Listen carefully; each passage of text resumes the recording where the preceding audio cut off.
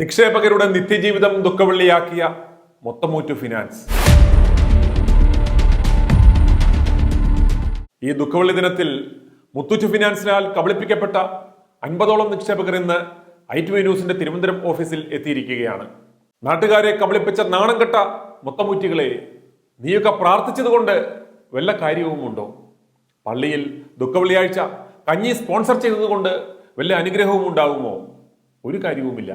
ഇന്ന് ഇവർ നിന്റെയൊക്കെ മനസ്സു മാറുവാൻ പ്രാർത്ഥനായജ്ഞം നടത്തുകയാണ്. അളമുട്ടെ ഇവർ, നീയൊക്കെ നാളെ കോട്ടുമിട്ട് അടുത്ത തട്ടിപ്പിനിറങ്ങുമ്പോൾ ഏത് രീതിയിൽ കൈകാര്യം ചെയ്യുമെന്ന് ഓർത്തിട്ടുണ്ടോ? പിടലിയൊടിഞ്ഞ് ചത്ത ജോർജിന് പിടിച്ചു പറിച്ചതൊക്കെ കൊണ്ടുപോകുവാൻ സാധിച്ചോ എന്ന് നിങ്ങൾ ഓർക്കുക. മൊത്തമൂറ്റി NCD തട്ടിപ്പിനിരയായി പ്രവാസ ജീവിതം നയിച്ചുണ്ടാക്കിയ പണമെല്ലാം നഷ്ടപ്പെട്ട കൊല്ലം സ്വദേശിനിയായ ഷിനു ജോൺ പറയുന്നത് കേൾക്കുക. എൻ്റെ പേര് ഷിനു ജോൺ. ഞാൻ കൊല്ലം ജില്ലയിൽ നിന്ന് വരികയാണ്. മുത്തൂറ്റിനാൽ എന്ന് പറഞ്ഞാൽ മുത്തൂറ്റ് ജോർജ് ഗ്രൂപ്പിനാൽ വഞ്ചിക്കപ്പെട്ട മറ്റ് 50ഓളം നിക്ഷേപകരുടെ ഒപ്പമുള്ള ഒരു വ്യക്തിയാണ് ഞാനും. കാലാകാലങ്ങളായി 2009 മുതൽ ഈ മുത്തൂറ്റുമായിട്ട് നല്ല ബന്ധത്തിലാണ് ഞങ്ങൾ പോയിക്കൊണ്ടിരുന്നത്. കിട്ടുന്ന കുറച്ച് പൈസകളൊക്കെ അവിടെ ഇടുകയും അത് കൃത്യസമയത്ത് തന്നെ അത് കിട്ടുകയും ചെയ്യുന്നു. ആ ഒരു വിശ്വാസത്തിൻ്റെ പുറത്ത് ഞാൻ പുറത്ത് ജോലിയായിരുന്നു, ഞാനൊരു സ്റ്റാഫ് നേഴ്സായിരുന്നു. അപ്പം ആ കിട്ടിയ പൈസ ഞാൻ തീർത്ത് വന്ന്, എൻ്റെ മക്കളെ നോക്കാൻ ആളില്ലാത്ത സ്ഥിതിക്ക് മാത്രം ഞാൻ എൻ്റെ ജോലി തീർത്ത് വന്നിട്ട് ഞാനൊരു തുക ഇവിടെ കൊണ്ടുവന്ന് നിക്ഷേപിക്കുകയും ആ തുക മാസം തോറും എന്തെങ്കിലും എൻ്റെ ഒരു പലിശ കിട്ടുമ്പോൾ അതുകൊണ്ട് നമ്മുടെ ജീവിതം പോകാമെന്നുള്ള ആ ഒരു ചിന്തയിലാണ് ഞാൻ ഈ പൈസ ഇവിടെ കൊണ്ടിടുന്നത്. അതും ഈ പറഞ്ഞ പോലെ നമ്മളെ പരിചയമുള്ള ഒരു വ്യക്തികളാണ്. കൂട്ടുകാർ പോലെ നമ്മളോട് പരിചയമുള്ള അവർ വന്ന് നമ്മളോട് ഇങ്ങനെ പറയുകയാണ്, ഈ പൈസ ഇവിടെ ഇട്ട് കഴിഞ്ഞാൽ നിങ്ങൾക്ക് ഇതിൻ്റെ പലിശ കിട്ടും, യാതൊരു ബുദ്ധിമുട്ടുമില്ല, അതുപോലെ ഒരു 100 വർഷത്തെ എക്സ്പീരിയൻസ് ഉള്ളവരാണ് ഈ മുത്തൂറ്റുകാർ എന്നുള്ള രീതിയിൽ നമ്മളെ വീട്ടിൽ വന്ന് ക്യാൻവാസ് ചെയ്ത് അങ്ങനെ ഈ പൈസ അവിടെ ഇടുകയാണ് ചെയ്യുന്നത്. 10 ലക്ഷം രൂപയ്ക്ക് ഒരു 8000 രൂപ എനിക്ക് പലിശ കിട്ടിക്കൊണ്ടിരുന്ന സമയത്താണ് ഈ രണ്ടാമത് എന്നെ കൊണ്ട് ഇങ്ങനെ ഇൻവെസ്റ്റ് ചെയ്യിക്കുകയും, പക്ഷേ ആക്ച്വലി ഇത് എനിക്ക് കൂടുതൽ പലിശയല്ല കിട്ടുന്നത്. എനിക്ക് 31 ദിവസത്തേക്ക് ഒരു 7400 രൂപയായിരുന്നു എനിക്ക് പലിശ വരുന്നത്. അപ്പോൾ ഞാൻ അവരോട് ചോദിക്കുകയും ചെയ്തു, സാധാരണ നിലയിൽ ഞാൻ ഈ ഡിപ്പോസിറ്റ് ഇടുമ്പോൾ എനിക്ക് 8000 രൂപ മാസം തോറും പലിശ കിട്ടിക്കൊണ്ടിരുന്നത്, എനിക്ക് എന്തുകൊണ്ടാണ് ഇത്രയും കുറയുന്നതെന്ന്. അപ്പോൾ ഇവരെന്നോട് പറയുന്നത്, അവസാനം നിങ്ങൾക്ക് ഇതിൻ്റെ മെച്യൂരിറ്റി ആകുമ്പോൾ ഇതിൻ്റെ അധിക പൈസയും കൂടെ നിങ്ങൾക്ക് കിട്ടുമെന്ന് പറഞ്ഞിട്ടാണ് ഞാൻ ഇതിൽ ഇൻവെസ്റ്റ് ചെയ്യുകയും ഈ പൈസ എനിക്ക് മാസം തോറും കിട്ടിക്കൊണ്ടിരുന്നത്. ഇങ്ങനെ ഈ ഒരു കൊറോണയുടെ സമയം വരെ എന്ന് പറഞ്ഞാൽ 2020 ഡിസംബർ വരെ എനിക്ക് പലിശ കിട്ടി. അതിനുശേഷം പലിശയും കിട്ടുന്നില്ല. ആ സമയത്താണ് ഞാൻ ഇവരെ സമീപിക്കുന്നത്. അപ്പോഴാണ് ഇവർ പറയുന്നത്, ഇപ്പം കൊറോണ കാരണം ഒരു 6 മാസത്തേക്ക് ഇച്ചിരി ബുദ്ധിമുട്ടാണ്, നിങ്ങളുടെ പലിശ വരത്തില്ല, പക്ഷേ നിങ്ങൾക്ക് ഈ ഒരു മെച്യൂരിറ്റി വരുന്ന സമയത്ത് ഈ പലിശയും ഇതിൻ്റെ മറ്റുള്ള എല്ലാം കൂടെ ചേർന്ന് നിങ്ങൾക്ക് നല്ലൊരു തുക അവസാനം കിട്ടുമെന്ന് പറയുന്നു. ആ ആശ്വാസത്തിൽ കാത്തിരിക്കുന്നു. 2021 മെയ്യിലായപ്പോഴത്തേക്ക് എൻ്റെ മെച്യൂരിറ്റിയായി.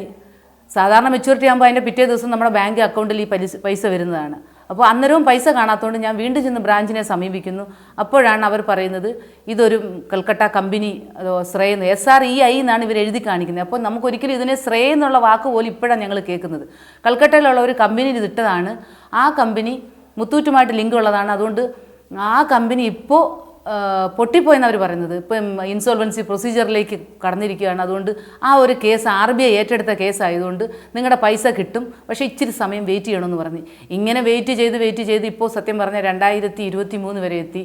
ഇതുവരെ ഞങ്ങൾ ഒരു 1.5 വർഷമായിട്ട് ഞങ്ങളിപ്പോൾ സമരങ്ങൾ കൊണ്ടും മറ്റു പല രീതിയിൽ ഇവരെ സമീപിച്ചുകൊണ്ടിരിക്കുകയാണ്. ഇവർ ഒരു കാരണവശാലും ഞങ്ങളുടെ പൈസ തരാനോ ഞങ്ങളുടെ സങ്കടങ്ങൾ കേൾക്കാനോ ഒന്നും ഇവർ തയ്യാറാവുന്നില്ല. ആ സ്ഥിതിക്ക് ഇപ്പം അവസാന ഞങ്ങൾ കോഴഞ്ചേരി പോയി, അവരുടെ എറണാകുളത്ത് പോയി, ഞങ്ങൾ ട്രിവാൻഡ്രം വഴുതക്കാട് പോയി, ഞങ്ങളിനി കാണാൻ ആരുമല്ല, ഞങ്ങൾ MP-മാരെ കണ്ടു, MLA-മാരെ കണ്ടു, ഞങ്ങൾ കാണുന്ന എല്ലാവരെയും കണ്ട് ഞങ്ങളുടെ സങ്കടം അവരെ ബോധിപ്പിച്ചുകൊണ്ടിരിക്കുകയാണ്. പക്ഷേ യാതൊരു കാരണവശാലും ഇവർ ഒരു നടപടിയും ഞങ്ങൾക്ക് ചെയ്യുന്നില്ല. വായ്പയായിട്ട് എങ്കിൽ പോലും പലിശയില്ലാത്ത വായ്പയായിട്ടെങ്കിലും ഞങ്ങളുടെ ഈ പണം ഞങ്ങൾക്ക് തിരിച്ചു തരിക. കാരണം ചിലവിന് വേറെ മാർഗ്ഗമില്ല. ഞങ്ങൾക്ക് എൻ്റെ 2 മക്കളുണ്ട്, അവരെ പഠിപ്പിക്കണം. എൻ്റെ കയ്യിൽ വേറെ ഒരു മാർഗ്ഗവുമില്ല.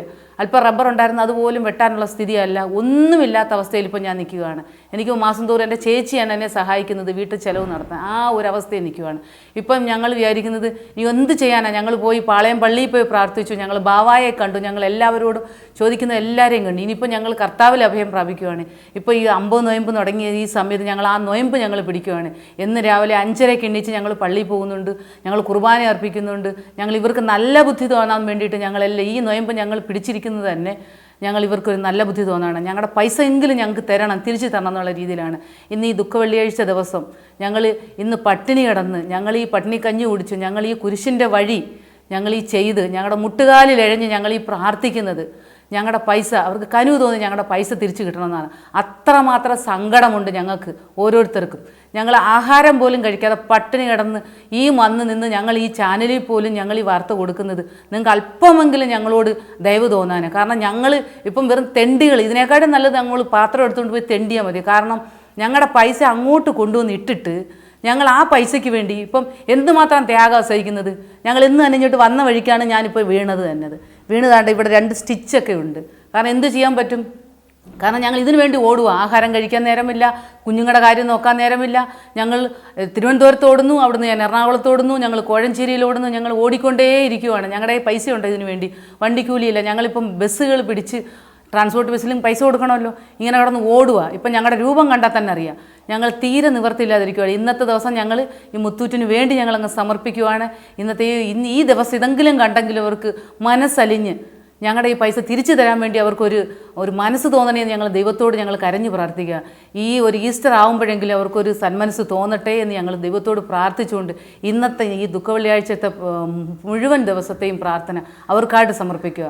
അവർ നശിക്കാനല്ല, അവർക്ക് നല്ല ബുദ്ധി തോന്നി ഞങ്ങളോട് അവർക്ക് കരുണയുണ്ടായി ഞങ്ങളുടെ ഈ കൊടുത്ത പൈസയെങ്കിലും ഞങ്ങൾക്ക് ഇനി തിരിച്ചു തരാൻ. ഇത്ര മാത്രമേ എനിക്ക് പറയാനുള്ളൂ. ഇത് കേട്ടുകൊണ്ടിരിക്കുന്ന ഓരോ നിക്ഷേപരോടും എനിക്ക് പറയാനുള്ളത്, ദയവേത് ഞങ്ങളുടെ അവസ്ഥ നിങ്ങൾക്ക് ഇനി ആർക്കും ഒരാൾക്കും വരാൻ പാടില്ല. നിങ്ങൾ ഇനി ആലോചിച്ച് മാത്രമേ ഇനി മുത്തൂറ്റെന്നുള്ള ഈ ഗ്രൂപ്പിലോട്ട് കൊണ്ടുവന്ന് പൈസ ഇടാവൂ.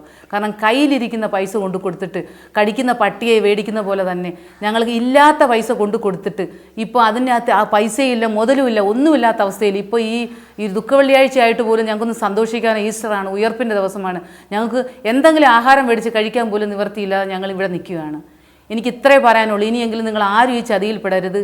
ഈ മുത്തൂറ്റിന് വേണ്ടി ഞങ്ങൾ പ്രാർത്ഥിക്കുകയാണ് ചെയ്യുന്നത്. മുത്തമൂറ്റികൾ ഈ വരുന്നയാഴ്ച നാട്ടുകാരെ പറ്റിക്കുവാൻ അടുത്ത NCD തട്ടിപ്പുമായി വരുന്നുണ്ട്. പൊന്നു കൂടപ്പുറപ്പുകളെ ആ വഴി പോയേക്കരുത്. ഓർക്കുക, ചുവപ്പ് അപകടമാണ്. പാവങ്ങളെ ഇനി പറ്റിക്കപ്പെടാതിരിക്കുവാൻ ദയവായി ഈ വാർത്ത നിങ്ങൾ പരമാവധി പേർക്ക് ഷെയർ ചെയ്യുക. മറ്റു മാധ്യമങ്ങളെ വിലക്കെടുത്തിരിക്കുന്നതിനാൽ ആരും മുത്തൂറ്റ് ഫിനാൻസിനെതിരെ ശബ്ദിക്കില്ല. i2i News, an eye for truth. i2i News subscribe ചെയ്തിട്ടില്ലാത്തവർ ഇപ്പോൾ തന്നെ സബ്സ്ക്രൈബ് ചെയ്യുക. നോട്ടിഫിക്കേഷൻ ലഭിക്കുവാൻ ബെൽ ബട്ടണും അമർത്തുക.